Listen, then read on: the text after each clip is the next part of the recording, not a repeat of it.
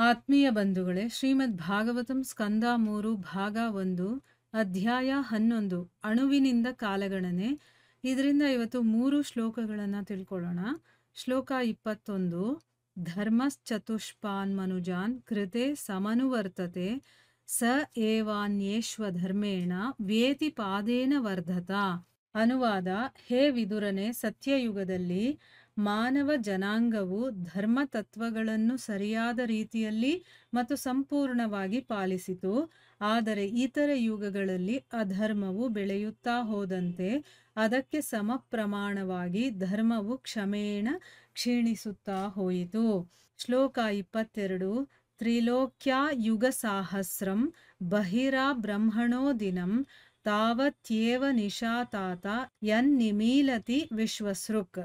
ಅನುವಾದ: 4 ಯುಗಗಳನ್ನು 1,000ದಿಂದ ಗುಣಿಸಿದರೆ ಬರುವ ಕಾಲಾವಧಿಯು 3 ಲೋಕಗಳ ಆಚೆಗಿರುವ ಬ್ರಹ್ಮಲೋಕದ 1 ಹಗಲಿಗೆ ಸಮನಾಗುತ್ತದೆ. ಅದು ಸೃಷ್ಟಿಕರ್ತ ಬ್ರಹ್ಮನು ನಿದ್ದೆ ಹೋಗುವ 1 ಬ್ರಹ್ಮರಾತ್ರಿಯಾಗಿರುತ್ತದೆ. ಶ್ಲೋಕ 23. ನಿಶಾವಸಾನ ಆರಬ್ಧೋ ಲೋಕಕಲ್ಪೋನು ವರ್ತತೆ ಯಾವದ್ದಿನಂ ಭಗವತೋ ಮನೂನ್ ಭುಂಜಂಶ್ಚತುರ್ದಶ. ಅನುವಾದ: ಬ್ರಹ್ಮನ ರಾತ್ರಿಯು ಮುಗಿದ ನಂತರ ಬ್ರಹ್ಮನ ಅಗಲಿನ ಅವಧಿಯಲ್ಲಿ ಮತ್ತೆ 3 ಲೋಕಗಳ ಸೃಷ್ಟಿಯು ಆರಂಭವಾಗುತ್ತದೆ. ಅವುಗಳು ನಿರಂತರವಾಗಿ 14 ಮನುಗಳ ಅಥವಾ ಮಾನವ ಜನಾಂಗದ ಪಿತೃಗಳ ಜೀವಾವಧಿಯಲ್ಲಿ ಮುಂದುವರಿಯುತ್ತಾ ಹೋಗುತ್ತವೆ. ಇವು ಶ್ಲೋಕಗಳು ಮತ್ತು ಅವುಗಳ ಅನುವಾದ. ಈಗ ಭಾವಾರ್ಥದ ಮೂಲಕ ನಾವು ಇದರ ಅರ್ಥವನ್ನ ತಿಳ್ಕೊಳ್ಳೋದಕ್ಕೆ ಪ್ರಯತ್ನ ಮಾಡೋಣ. ಹೋದ ಭಾಗದಲ್ಲಿ ನಾವು ದೇವತೆಗಳ ವರ್ಷ ಮನುಷ್ಯರ 360 ವರ್ಷಗಳಿಗೆ ಸಮಾನವಾಗಿರುತ್ತೆ ಅನ್ನೋದನ್ನ ತಿಳ್ಕೊಂಡ್ವಿ. ಮತ್ತೆ ಸತ್ಯಯುಗ ದೇವತೆಗಳ 4800 ವರ್ಷಗಳಿಗೆ ಸಮಾನ, ತ್ರೇತಾಯುಗ ದೇವತೆಗಳ 3600 ವರ್ಷಗಳಿಗೆ ಸಮಾನ, ಮತ್ತು ದ್ವಾಪರ ಯುಗ ದೇವತೆಗಳ 2400 ವರ್ಷಗಳಿಗೆ ಸಮ, ಮತ್ತು ಕಲಿಯುಗ ಅನ್ನೋದು ದೇವತೆಗಳ 1200 ವರ್ಷಗಳಿಗೆ ಸಮ ಅನ್ನೋದು ಕೂಡ ನಾವು ತಿಳ್ಕೊಂಡ್ವಿ. ಆಮೇಲೆ 2 ಯುಗಗಳು ಸಂಧಿ ಆಗುತ್ತಲ್ಲ, ಸೇರ್ಕೊಳ್ಳುತ್ತಲ್ಲ, ಆ ಸಂಧಿ ಯುಗ ಇದೆಯಲ್ಲ, ಅದು ತುಂಬಾನೇ ವಿಶೇಷವಾಗಿರುವಂಥದ್ದು. ಆ ಸಮಯದಲ್ಲಿ ಧಾರ್ಮಿಕ ಚಟುವಟಿಕೆಗಳನ್ನ ಮಾಡ್ತಾರೆ ಅಂತನ್ಬಿಟ್ಟು ತಿಳ್ಕೊಂಡ್ವಿ. ಈಗ ಮುಂದುವರೆದು ಈ ಶ್ಲೋಕದಲ್ಲಿ ಹೇಳ್ತಾ ಇದ್ದಾರೆ ಮೈತ್ರೇಯ ಮುನಿಗಳು, ಹೇ ವಿದುರನೆ, ಸತ್ಯಯುಗದಲ್ಲಿ ಮಾನವ ಜನಾಂಗ ಇದೆಯಲ್ಲ, ಅಂದ್ರೆ ಮನುಷ್ಯರು, ಅವರು ಧರ್ಮತತ್ವಗಳನ್ನ ತುಂಬಾ ಒಳ್ಳೆಯ ರೀತಿಯಲ್ಲಿ ಸರಿಯಾಗಿ ಅವರು ಸಂಪೂರ್ಣವಾಗಿ ಪಾಲನೆ ಮಾಡ್ತಾ ಇದ್ರು. ಈಗ ನಾವೇ ಕೆಲವೊಂದು ಫಿಲಮ್ಗಳನ್ನು ನೋಡಿದಾಗ ಹಿಂದಿನ ಕಾಲದ್ದು, ಅಂದ್ರೆ ಸತ್ಯಯುಗದ ರಾಜರು ಆಗಿರಬಹುದು, ಆಗಿದ್ದಂಥ ಮನುಷ್ಯರು ತುಂಬಾನೇ ಸತ್ಯವನ್ನ ಹೇಳ್ತಾ ಇದ್ರು. ಸುಳ್ಳು ಹೇಳೋದಕ್ಕೆ ಹೆದರ್ಕೊಳ್ತಾ ಇದ್ರು, ಸುಳ್ಳು ಹೇಳ್ತಾನೆ ಇರಲಿಲ್ಲ ಅವರು. ಎಷ್ಟೇ ಕಷ್ಟ ಬಂದರೂ ಕೂಡ ಅವರು ನಿಜವನ್ನೇ ಹೇಳ್ತಾ ಇದ್ರು. ಮತ್ತೆ ತಮ್ಮ ಕರ್ತವ್ಯಗಳು, ಧರ್ಮ ಪಾಲನೆ ಮಾಡೋದಾಗಿರ್ಬೋದು, ಎಲ್ಲವೂ ಕೂಡ ತುಂಬ ಚೆನ್ನಾಗಿ ಅವರು ಪಾಲನೆ ಮಾಡ್ಕೊಂಡು ಹೋಗ್ತಾ ಇದ್ರು. ಅದಾದಮೇಲೆ ಸತ್ಯಯುಗ ಆದಮೇಲೆ ನೆಕ್ಸ್ಟ್ ಯುಗಗಳು ಬಂತಲ್ವಾ, ಅಂದರೆ ತ್ರೇತಾಯುಗದಲ್ಲಿ ಅದು ಸ್ವಲ್ಪ ಕಡಿಮೆ ಆಯಿತು. ಅಧರ್ಮಿಗಳು ಜಾಸ್ತಿ ಆದರು, ಸುಳ್ಳು ಹೇಳೋರು, ಮೋಸ ಮಾಡೋರು, ಇದೆಲ್ಲ ಜಾಸ್ತಿ ಆಗ್ತಾ ಹೋದರು. ಅದೇ ಥರ ಧರ್ಮ ಅನ್ನೋದು ಕಡಿಮೆ ಆಗ್ತಾ ಬಂತು. ಇನ್ನು ಅದಕ್ಕಿಂತ ನೆಕ್ಸ್ಟು ದ್ವಾಪರ ಯುಗದಲ್ಲಿ ಧರ್ಮ ಅನ್ನೋದು ಅರ್ಧದ ಮಟ್ಟಿಗೆ ಬಂದ್ಬಿಡ್ತು. ಧರ್ಮ ಎರಡೂ ಕೂಡ ಅರ್ಧ ಇತ್ತು. ಅಧರ್ಮ ಎಷ್ಟು ಹೆಚ್ಚಾಗ್ತಾ ಹೋಗುತ್ತೋ ಧರ್ಮ ಅಷ್ಟೇ ಕಡಿಮೆ ಆಗ್ತಾ ಬರುತ್ತಲ್ವಾ. ಇನ್ನು ಕಲಿಗಾಲದಲ್ಲಂತೂ ಅದು ಇನ್ನೂ ಕಡಿಮೆ ಆಗಿ 3/4 ಭಾಗ ಧರ್ಮನೇ ಇದೆ, 1/4 ಭಾಗ ಮಾತ್ರ ಇಲ್ಲಿ ಧರ್ಮ ಅನ್ನೋದು ಇರೋದು. ಈ ರೀತಿ ಅಧರ್ಮ ಅನ್ನೋದು ಜಾಸ್ತಿ ಆಯಿತು, ಧರ್ಮ ಅನ್ನೋದು ಕ್ರಮೇಣ ಒಂದು ಯುಗದಿಂದ ಇನ್ನೊಂದು ಯುಗಕ್ಕೆ ಕಡಿಮೆ ಆಗ್ತಾ ಬಂತು. ಈಗ ಈ ವಿಷಯದ ಬಗ್ಗೆ ಭಾವಾರ್ಥದಲ್ಲಿ ಗುರುಗಳೇನು ಹೇಳಿದ್ದಾರೆ ಅಂತ ತಿಳ್ಕೊಳ್ಳೋಣ. ಸತ್ಯಯುಗದಲ್ಲಿ ಧರ್ಮತತ್ವಗಳ ಆಚರಣೆಗಳು ಸಂಪೂರ್ಣವಾಗಿ ಬಳಕೆಯಲ್ಲಿದ್ದವು. ನಂತರದ ಯುಗಗಳಲ್ಲಿ ಧರ್ಮತತ್ವಗಳ ಒಂದೊಂದು ಭಾಗವು ಕ್ರಮೇಣ ಕ್ಷೀಣಿಸುತ್ತಾ ಬಂದಿತು. ಅಂದರೆ ಪ್ರಸ್ತುತ 1 ಭಾಗ ಧರ್ಮ, 3 ಭಾಗ ಅಧರ್ಮವಿದೆ. ಆದ್ದರಿಂದ ಈ ಯುಗದಲ್ಲಿ ಜನರು ಅಷ್ಟೇನು ಸಂತೋಷವಾಗಿಲ್ಲ. ಅಂದರೆ ಸತ್ಯಯುಗದಲ್ಲಿ ಧರ್ಮತತ್ವಗಳ ಆಚರಣೆ ಕಂಪ್ಲೀಟ್ ಆಗಿ ಮಾಡ್ತಾ ಇದ್ರು. ಏನು ಧರ್ಮ ಗ್ರಂಥಗಳಲ್ಲಿ ಹೇಳಿದಾರೋ, ಧರ್ಮದಿಂದ ನಡ್ಕೊಳ್ಳೋದು ಏನೇನಿದೆಯೋ ಅದನ್ನೆಲ್ಲ ಫಾಲೋ ಮಾಡ್ತಾ ಇದ್ರು. ಅದಕ್ಕೆ ಅವ್ರು ಸಂತೋಷವಾಗಿರ್ತಾ ಇದ್ರು. ಅದರಿಂದ ನೆಕ್ಸ್ಟ್ ಯುಗಗಳು ಬಂತಲ್ವಾ, ಆಗ ಧರ್ಮತತ್ವಗಳ ಒಂದೊಂದು ಭಾಗನೂ ಕೂಡ ಕಡಿಮೆ ಆಗ್ತಾ ಆಗ್ತಾ ಆಗ್ತಾ ಬಂತು.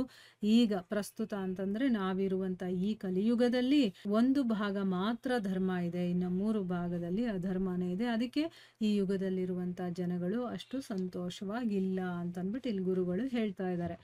ಮುಂದಿನ ಶ್ಲೋಕದಲ್ಲಿ ಏನು ಹೇಳ್ತಾ ಇದ್ದಾರೆ, ಈಗ 4 ಯುಗಗಳಿದೆಯಲ್ಲ ಅದನ್ನ 1,000ದಿಂದ ಗುಣಿಸ್ಬೇಕು. ಆಗ ಬರುವಂತ ಕಾಲಾವಧಿ ಇದೆಯಲ್ಲ ಅದು 3 ಲೋಕಗಳ ಆಚೆ ಇರುವಂತಹ ಬ್ರಹ್ಮಲೋಕದ 1 ಹಗಲಿಗೆ ಸಮವಾಗುತ್ತೆ. ಈಗ ವಿದುರರು ಕೇಳ್ತಾರಲ್ವಾ, ಈ ಒಂದು ಕಲ್ಪದಿಂದ ಮುಂದೆ ಇರುವಂತವರ ಆಯಸ್ಸಿನ ಬಗ್ಗೆ ಅಥವಾ ಅಲ್ಲಿರುವಂತ ಕಾಲಗಣನೆ ಬಗ್ಗೆ ನನಗೆ ಹೇಳಿ ಅಂತಂದ್ಬಿಟ್ಟು ಅದಕ್ಕೋಸ್ಕರ ಇಲ್ಲಿ ಹೇಳ್ತಾ ಇದ್ದಾರೆ, 4 ಯುಗಗಳನ್ನ 1,000ದಿಂದ ಗುಣಿಸಿದ್ರೆ ಎಷ್ಟು ಬರುತ್ತೋ ಆ ಕಾಲಾವಧಿ ಬ್ರಹ್ಮಲೋಕನ 1 ಹಗಲಿಗೆ ಸಮವಾಗುತ್ತೆ. ನೋಡಿದ್ರ, ಅದು ಸೃಷ್ಟಿಕರ್ತ ಬ್ರಹ್ಮ ನಿದ್ದೆ ಮಾಡುವಂತ ಒಂದು ಬ್ರಹ್ಮರಾತ್ರಿ ಆಗುತ್ತೆ. ಅಂದ್ರೆ 4 ಯುಗಗಳು ಎಷ್ಟಿದೆಯೋ ಅಷ್ಟನ್ನ 1,000ದಿಂದ ನಾವು ಗುಣಿಸಿದಾಗ ಏನು ಬರುತ್ತೋ ಅದು ಬ್ರಹ್ಮನ 1 ಹಗಲು. ಅದನ್ನೇ ಇನ್ನೊಂದ್ಸರಿ ಗುಣಿಸಿದಾಗ ಅದು ಬ್ರಹ್ಮನ 1 ರಾತ್ರಿ. ಹಗಲು ರಾತ್ರಿಗಳನ್ನ ಹೀಗೆ. ಈಗ ದೇವತೆಗಳಿಗೆ ಇರುವಂತ 1 ದಿನ ನಮಗಿರುವಂತ 1 ದಿನಕ್ಕೂ ತುಂಬಾ ಡಿಫ್ರೆನ್ಸ್ ಇದೆ ಅಲ್ವಾ. ಅವರ 1 ದಿನ ನಮ್ಮ 1 ವರ್ಷ ಆಯ್ತು, ಅವರ 1 ವರ್ಷ ನಮ್ಮ 360 ವರ್ಷ ಆಯ್ತು. ಅದೇ ರೀತಿ ಬ್ರಹ್ಮನ 1 ಹಗಲು ಏನು ಅಂತಂದ್ರೆ 4 ಯುಗಗಳನ್ನ 1,000ದಿಂದ ಗುಣಿಸಿದಾಗ ಎಷ್ಟು ಬರುತ್ತೋ ಅಷ್ಟು ಅಂತ ಹೇಳ್ತಾ ಇದ್ದಾರೆ. ಇನ್ನು ಭಾವಾರ್ಥದಲ್ಲಿ ಗುರುಗಳೇನು ಹೇಳಿದ್ದಾರೆ ಅಂತ ತಿಳ್ಕೊಳ್ಳೋಣ. ಬ್ರಹ್ಮನು ತನ್ನ ರಾತ್ರಿಯ ಹೊತ್ತಿನಲ್ಲಿ ನಿದ್ದೆ ಹೋದಾಗ ಬ್ರಹ್ಮಲೋಕದ ಕೆಳಗಿನ ಗ್ರಹ ಮಂಡಲಗಳು ಪ್ರಳಯ ಜಲದಲ್ಲಿ ಮುಳುಗು ಹೋಗುತ್ತವೆ. ಆತನ ನಿದ್ರಾಸ್ಥಿತಿಯಲ್ಲಿ ಬ್ರಹ್ಮನು ಗರ್ಭೋದಕಶಾಹಿ ವಿಷ್ಣುವಿನ ಬಗೆಗೆ ಕನಸು ಕಾಣುತ್ತಿರುತ್ತಾನೆ ಹಾಗೂ ಪ್ರಳಯದಿಂದ ನಾಶವಾದ ಪ್ರದೇಶದ ಮರುವಸತಿಗಾಗಿ ಭಗವಂತನಿಂದ ಸೂಚನೆ ಪಡೆದುಕೊಳ್ಳುತ್ತಾನೆ. ಅಂದ್ರೆ ಇಲ್ಲಿ ಗುರುಗಳೇನು ಹೇಳ್ತಾ ಇದ್ದಾರೆ, ಬ್ರಹ್ಮ ರಾತ್ರಿ ಹೋಗಿ ಮಲ್ಕೊಳ್ತಾನಲ್ಲ ಅವಾಗ ಅವನ್ ಸೃಷ್ಟಿ ಮಾಡಿರುವಂತ ಇಡೀ ಲೋಕ ಪ್ರಳಯದ ನೀರಲ್ಲಿ ಮುಳುಗು ಹೋಗುತ್ತೆ. ಅಂದ್ರೆ ಅವನು ಮಲಗಿದಾಗ ನಮಗೆ ಪ್ರಳಯ, ಅವನು ಎದ್ದಾಗ ನಮಗೆ ನಾವು ಸೃಷ್ಟಿ ಆಗ್ತೀವಿ ಅಂತ ಅರ್ಥ. ಈಗ ಬ್ರಹ್ಮ ಹೋಗಿ ಮಲಗ್ದ ಅಂತಂದಾಗ ಇಡೀ ಗ್ರಹ ಮಂಡಲಗಳು, ಯಾಕೆಂದ್ರೆ ನೋಡ್ಕೊಳ್ಳೋನೆ ಅಲ್ಲಿಲ್ಲ ಅಂತಂದಾಗ ಅದೆಲ್ಲ ನಾಶ ಆಗ್ಬಿಡುತ್ತೆ ಅಂತ ಅರ್ಥ. ಅವನ್ ಮಲಗ್ದ ಅಂತಂದ್ರೆ ಇಡೀ ಗ್ರಹ ಮಂಡಲಗಳೆಲ್ಲ ಪ್ರಳಯ ಜಲದಲ್ಲಿ ಮುಳುಗು ಹೋಗುತ್ತೆ. ಅವನು ನಿದ್ದೆ ಮಾಡಿ, ನಿದ್ದೆಯಲ್ಲಿ ಏನ್ ಮಾಡ್ತಾನೆ ಬ್ರಹ್ಮ, ಅವನು ಗರ್ಭೋದಕಶಾಹಿ ವಿಷ್ಣುವಿನ ಬಗ್ಗೆ ಕನಸು ಕಾಣ್ತಾನೆ, ಅವನನ್ನ ಧ್ಯಾನ ಮಾಡ್ತಾನೆ.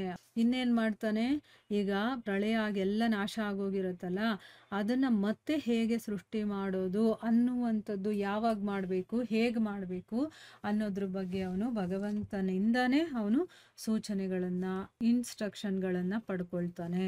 ಈಗ ಅವನು ಮಲಗಿದಾಗ ಎಲ್ಲ ಪ್ರಳಯ ಆಗಿರುತ್ತಲ್ಲ, ನೆಕ್ಸ್ಟು ಅದನ್ನೆಲ್ಲ ಹೇಗೆ ಸೃಷ್ಟಿ ಮಾಡಬೇಕು ಅನ್ನೋದ್ರ ಬಗ್ಗೆ ಅವನು ಯೋಚನೆ ಮಾಡ್ತಾನೆ. ಗರ್ಭೋದಕಶಾಯುವಿನನ್ನ ತನ್ನ ಮನಸ್ಸಲ್ಲಿ ಇಟ್ಕೊಂಡು ಧ್ಯಾನ ಮಾಡ್ತಾ ಅವನು ಮುಂದೆ ಹೇಗೆ ನಾನು ಸೃಷ್ಟಿ ಮಾಡಬೇಕು ಅನ್ನುವಂಥ ಸೂಚನೆಯನ್ನು ಅವನು ಭಗವಂತನಿಂದ ಪಡ್ಕೊಳ್ತಾನೆ. ಇನ್ನು ಮುಂದಿನ ಶ್ಲೋಕದಲ್ಲಿ ಏನು ಹೇಳ್ತಾ ಇದ್ದಾರೆ, ಬ್ರಹ್ಮನ ರಾತ್ರಿ ಮುಗಿದ ಮೇಲೆ ಬ್ರಹ್ಮನ ಹಗಲಿನ ಅವಧಿ ಇರುತ್ತಲ್ಲ ಆಗ ಮತ್ತೆ 3 ಲೋಕಗಳ ಸೃಷ್ಟಿನೂ ಕೂಡ ಆರಂಭವಾಗುತ್ತೆ. ಯಾವುದು 3 ಲೋಕಗಳು? ಸ್ವರ್ಗಲೋಕ, ಮತ್ಸ್ಯಲೋಕ ಮತ್ತೆ ಪಾತಾಳ ಲೋಕ. ಈಗ ಸ್ವರ್ಗಲೋಕನೂ ಅದರಲ್ಲೇ ಬರುತ್ತೆ ಅನ್ನೋದು ಗೊತ್ತಾಯ್ತಾ. ಅಂದ್ರೆ ದೇವತೆಗಳಿಗೂ ಕೂಡ ಒಂದು ಎಂಡ್ ಅನ್ನೋದು ಇರುತ್ತೆ, ಅವ್ರಿಗೂ ಕೂಡ ಪ್ರಳಯ ಆಗುತ್ತೆ. ನಮ್ಮ ಹಾಗಾಗ್ಲಿಲ್ಲ ಅಂತಂದ್ರೂ ಕೂಡ ಅವ್ರಿಗೆ ಬೇರೆ ತರ ಆಗುತ್ತೆ ಅಷ್ಟೇನೆ. ಅಂದ್ರೆ ನಮ್ಮ ಅವಧಿಗೂ ಅವರ ಅವಧಿಗೂ ಕೂಡ ಡಿಫ್ರೆನ್ಸ್ ಇದೆಯಲ್ಲ, ಆ ರೀತಿ. ಸೊ ಬ್ರಹ್ಮನ ರಾತ್ರಿ ಮುಗಿದ ಮೇಲೆ ಬ್ರಹ್ಮನ ಹಗಲು ಬರುತ್ತಲ್ಲ ಆಗ ಮತ್ತೆ ಎಲ್ಲ ಸೃಷ್ಟಿಯಾಗುತ್ತೆ. ಅದು ನಿರಂತರವಾಗಿ 14 ಮನುಗಳ ಅಥವಾ ಮನುಷ್ಯ ಜನಾಂಗದ ಪಿತೃಗಳ ಜೀವಾವಧಿಯಲ್ಲಿ ಮುಂದುವರಿಯುತ್ತಾ ಹೋಗುತ್ತೆ. ಅಂದ್ರೆ ಪಿತೃಗಳಿಗೆ ಎಷ್ಟು, ನಮ್ಮ 1 ತಿಂಗಳು ಅವರಿಗೆ 1 ದಿನ ಅಲ್ವಾ. ಸೊ ಈ ರೀತಿ ಅಂದ್ರೆ ಏನು, ನಿರಂತರವಾಗಿ 14 ಮನುಗಳು ಬಂದು ಹೋಗ್ತಾರೆ, ಅಲ್ಲಿವರೆಗೂ ಕೂಡ ಇದು ಮುಂದುವರಿತಾನೇ ಹೋಗುತ್ತೆ. ಅಂದ್ರೆ ಪ್ರಳಯ ಕೂಡ ಚಿಕ್ಕದೊಂದು ಪ್ರಳಯ ಆಗುತ್ತೆ, ದೊಡ್ಡದೊಂದು ಮಹಾಪ್ರಳಯ ಒಂದಾಗುತ್ತೆ. ಚಿಕ್ಕ ಪ್ರಳಯ ಆದಾಗ ನಮ್ಮ ಭೂಲೋಕ ಮಾತ್ರ ಪ್ರಳಯದ ಜಲದಲ್ಲಿ ಮುಳುಗಿರುತ್ತೆ. ಮಹಾಪ್ರಳಯ ಅಂತಂದ್ರಾಗ ಇಡೀ ಸೃಷ್ಟಿನೇ ಪ್ರಳಯವಾಗುತ್ತಲ್ಲ, ಅದೇ ಬೇರೆ. ಆಯ್ತಾ. ಇಲ್ಲಿ ಬ್ರಹ್ಮ ಮಲ್ಕೊಳ್ತಾನಲ್ಲ, ಆ ಒಂದು ಪ್ರಳಯದ ಬಗ್ಗೆ ಇಲ್ಲಿ ಮಾತಾಡ್ತಾ ಇದ್ದಾರೆ. ಅದು ಹೇಗೆ ಅಂತಂದ್ರೆ 14 ಮನುಗಳು ಬರ್ತಾರಲ್ಲ, ಅಲ್ಲಿವರೆಗೂ ಅದು ಮುಂದುವರ್ಕೊಂಡು ಹೋಗುತ್ತೆ. ಭಾವಾರ್ಥದಲ್ಲಿ ಗುರುಗಳು ಏನು ಹೇಳಿದ್ದಾರೆ ಅಂತಂದ್ರೆ, ಪ್ರತಿಯೊಬ್ಬ ಮನುವಿನ ಜೀವಿತದ ಕಡೆಯಲ್ಲಿ ಒಂದು ಸಣ್ಣ ಪ್ರಳಯ ಕೂಡ ಆಗುತ್ತೆ ಅಂತ ಹೇಳಿದ್ದಾರೆ. ಒಬ್ಬ ಮನು ಬಂದು ಹೋಗ್ತಾನಲ್ಲ, ಆಗ್ಲೂ ಕೂಡ ಒಂದು ಪ್ರಳಯ ಆಗುತ್ತೆ.